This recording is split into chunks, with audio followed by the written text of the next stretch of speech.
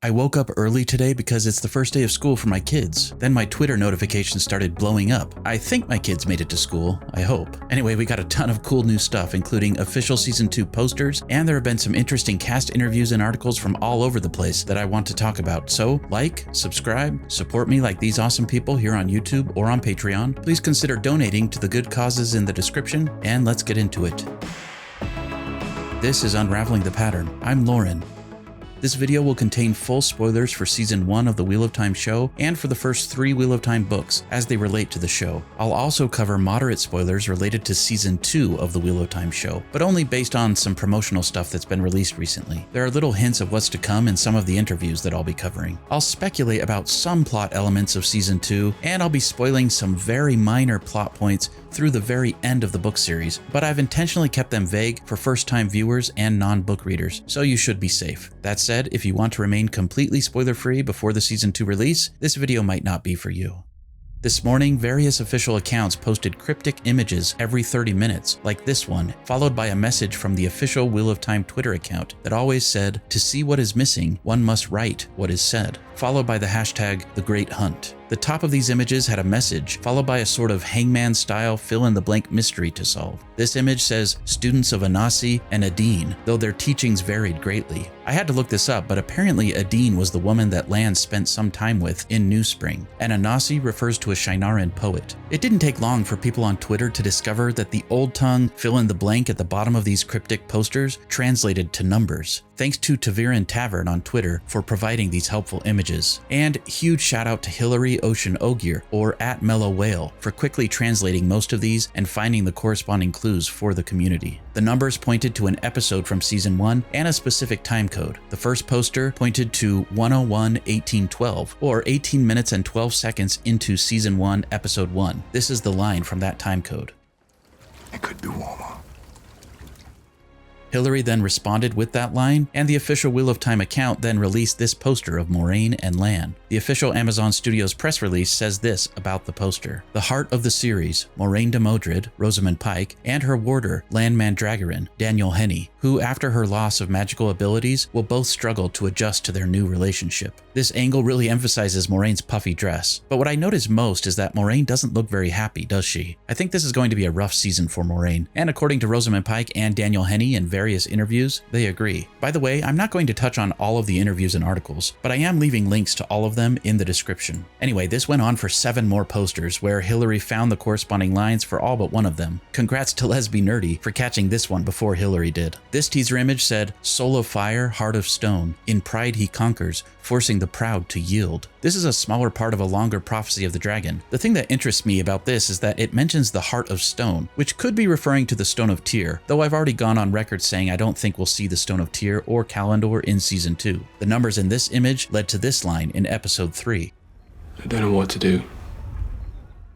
Which got us this awesome poster of Rand and Selene. The official press release for this poster says, "The Dragon Reborn, Rand al'Thor, Yosha Stradowski, who is now trying to survive independently to protect his friends after last season's face-off against the Dark One, and Selene, Natasha O'Keefe, an innkeeper from Cairhien, with whom he has made a connection." So apparently Selene is an innkeeper in Cairhien? That's an interesting choice. Never trust a skinny innkeeper. I've speculated in other videos about how I think the story will go for Season 2. I theorized that Rand would end up in Cairhien by around Episode 3 or 4. But based on a recent article from SFX magazine, we learned that the season opens with Rand trying to blend into Cairhien. While I do think this is legit, I got this information from a Reddit thread that summarizes a supposed article that I can't access. They claim the article is behind a paywall or can be purchased in a physical format. I've linked to the Reddit thread in the description. Surprisingly, the article also claims that, quote, Season 2 picks up 5 months after the events of Season 1, close quote. The question is, when will Rand meet Selene? Interestingly, in another interview with Yosha, he mentions that he was surprised by where Rand starts Season 2. He claims Rand is in a sort of sanatorium or mental health facility, and that he befriends someone named Errol, who is not a known character from the books. WatchSeries.com announced the casting of Errol months ago. He'll be played by this man, Nasser Mamarja, who is currently credited on IMDb for just Episode 2 of Season 2. I actually really like this idea that Rand checked himself into a mental health institution, or is at least seeking help there, and I like that he'll try to befriend people and help people who are facing madness. Could this actually be where we see Logain from this scene in the trailer? If so, how did Logain get here? At any rate, at some point I assume Rand will leave the sanatorium and walk around in Cairhien. Perhaps he'll meet Selene in Cairhien at her inn. If Selene is who she is in the books, it makes me wonder what happened to the previous innkeeper. Back to the poster. Notice that Rand doesn't have a heron mark on his sword here, but we've seen a shot of him that we know comes from episode 8 of season 2, where he does have a heron on the hilt of his sword. So this makes me wonder if either he'll be getting a new sword in season 2, or if he'll be adding the heron to the hilt at some point. Also, the kissing heron's buckle is much more clear in this image. Selene is also looking great here, but I can't help but feel like she sees me and is staring me down. I'm not sure if that's a good thing or not. Rand's hair is shaved, but Selene's beautiful hair more than makes up for it. We've speculated for some time that Rand's head is shaved while he's hiding in Cairhien in season 2, because he's trying not to draw attention to his Aiel heritage. Thanks to this interview from Screen Rant Plus, Yosha Stradowski confirmed this. He said,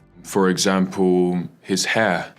You know, he's trying to disguise himself. He left his friends behind. They think he's dead, and he's trying to live a new life and trying to hide who he is, where he's from.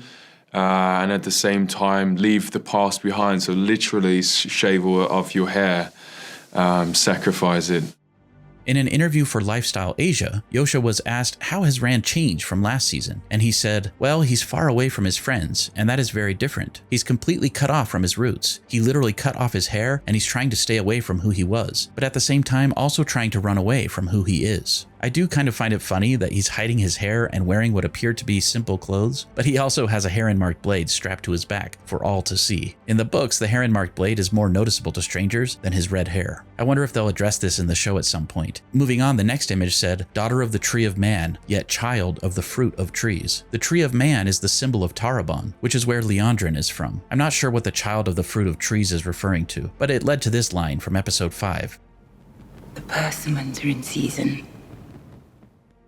This led to this brilliant poster of Nynaeve and Liandrin. The official press release says, Nynaeve Almira, Zoe Robbins, the strong-willed wisdom from Two Rivers, and ruthless Liandrin Guirail, Kate Fleetwood, and Aes Sedai of the Red Aja. I love the red in this one. I also love the colored weaves. I noticed that there are no colors on Nynaeve's cuffs yet. I don't know if Nynaeve will be considered a novice or not in the show, but most of the images we've seen of her so far show her wearing just regular novice white. Only this promotional image shows her with what appear to be the accepted dress cuffs. We also know that Nynaeve's accepted test will take place in episode 3, so my guess is that we'll have the regular white dress for the first few episodes of season 2, and then she'll upgrade to the accepted dress after or during episode 3. This image had a message in German, which I'm not going to attempt to say, but it roughly translates to Corianon's heiress and crystal weaver. She wields great earthly power. In Book 3, we learn that Corianon Nadil was an Aes Sedai who studied the world of dreams and originally owned the dream ter'angreal that ends up in Egwene's possession, so it makes sense that Egwene would be considered her heir. As for the line Crystal Weaver, this is too spoilery to discuss now, but if you've read the entire Wheel of Time series, you'll know what this is referring to. Also, we know that Egwene is strong in Earth, which is typically uncommon for female channelers. The numbers on this image led to this line from episode 7. We're coming back. We then got this poster of Egwene and Elayne. The official press release says, Aes Sedai in training Egwene Alvir, Madeline Madden, and her White Tower classmate, new character Elayne Trakand, Kira Coveney, the daughter heir of Andor, who is beginning her magical journey. It's really nice to see Elayne featured more. I can't wait to see her on screen. All of Kira Coveney's interviews are just lovely. She really seems to embody Elayne. This is also the first time where we get to see Egwene's left cuff. There was some speculation that perhaps Egwene will also be an accepted, but that perhaps the accepted colors are only on the left cuff. I suppose that could still be the case, but her cuff is white here, just like Nynaeve's poster. I personally don't think we'll see Egwene or Elayne becoming accepted in season 2. The only other minor thing of note here is that Egwene's braid is undone. This purple image says, kin to Noam, but cousin to Billy. He who soars reveals his destiny. I love that we get reference to Noam, who is a wolf brother that we meet in Book 3 while Perrin is coming to grips with his connection to wolves. I really hope this means we'll get to see Noam and see Perrin struggling with his inner beast in season 2. Billy refers to Billy Adara, who is a distant cousin to Perrin in the Two Rivers. He who soars is Mahalanir in the Old Tongue. This is also too spoilery for this video, but if you know, you know. The numbers led to this line from Perrin in episode 4. Some things you can't run away from. Then we got this poster. I think this is my favorite just because of the colors. Perrin has golden eyes and Aviendha looks awesome to me. The press release says, Perrin Ibarra, Marcus Rutherford, who this season will struggle with his identity outside of Two Rivers, and newcomer Aviendha, Ayula Smart, a Maiden of the Spear from Aiel. I don't know why, but that line, Maiden of the Spear from Aiel, sounds funny to me. Moving on, we get this image in Portuguese, which translates roughly to, the beryl stave. She is dressed in the miner's rest. The beryl stave refers to a line from Min in the books. She says, I'm bound to him as surely as a stave is bound to the beryl, but I can't see if he'll ever love me in return, and I'm not the only one. I tried to find reference to the miner's rest, but came up short. I assumed it was an inn or something in the books, but I couldn't find anything. Perhaps this is the inn where Min will be working in Tar Valon. The secret code for this image led to this line from episode 8. Rainbows and carnivals and 3 beautiful women. Then we got this poster of Min and Mat. The official press release says, Mat Cawthon, Donal Finn, who will endure a journey of self-discovery this season, and bartender Min Farshaw, Kay Alexander, who has the extraordinary ability to see glimpses of the pattern that show her the future. Poor Mat is still in his raggedy bathrobe from season 1. Min's head does appear to be shaved, which again makes me wonder if she'll be more involved with serving the Shanchan in season 2. What's most interesting to me about this image though is that Mat and Min are together. There's been some speculation that Mat will chase after the girls after he finds out they are in danger, similar to his storyline in book 3 when he chases after them with Tom and helps rescue them from the Black Aja in the Stone of Tyr. There's been some speculation about whether or not Min will join the girls and follow along with them and Liandrin through the Waygate to Falma, or if perhaps she'll join Mat. There was also a question about how Mat would even find out that his friends are in trouble. Well, since we know Tom won't be in season 2, I'm now thinking that Mat will meet up with Min somewhere in Tar Valon, probably at an inn where Mat will be gambling. Perhaps Min will have some sort of viewing about Mat and his friends, and she'll convince him to go with her to help them in Falma. I'm really hoping that Min and Mat will jump on a boat, perhaps Bail Domon's ship, to go to Falma. I also still like the idea that Mat will go with Varen,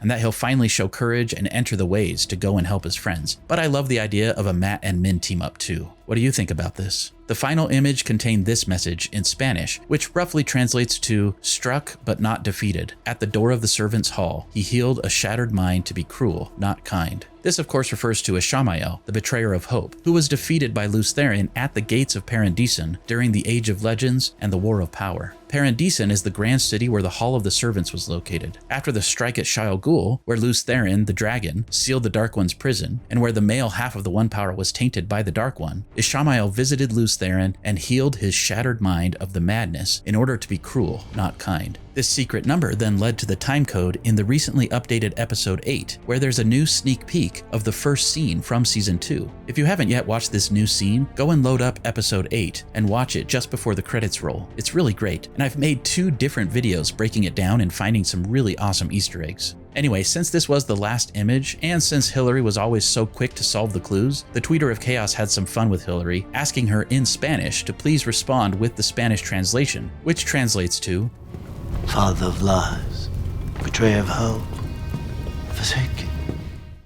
We were then rewarded with this final poster with Ishamael and High Lady Suroth. The official press release says, Ishamael, Ferris, one of the Forsaken and the human embodiment of the Dark One's evil, and, new for Season 2, High Lady Suroth, Karima McAdams, an imposing Shanchan noblewoman from a distant land. Is it interesting to anybody else that Ishamael is referred to as the human embodiment of the Dark One's evil? This makes me think of Shaidar Haran, but this is kind of spoilery, so I'll skip this for now. And I think that really sums it up. I've talked at length about both of these characters in other trailer and promotional breakdown videos, and I don't really have anything else to add. I'm slightly disappointed that we don't get a poster with Loial, but I love these posters overall. I think they look really great together. And one final observation, I noticed that in just about every poster, there's one character who's looking directly at the camera, and one who isn't. I tried to determine if that meant anything, but I don't think it does. I just wanted to point it out.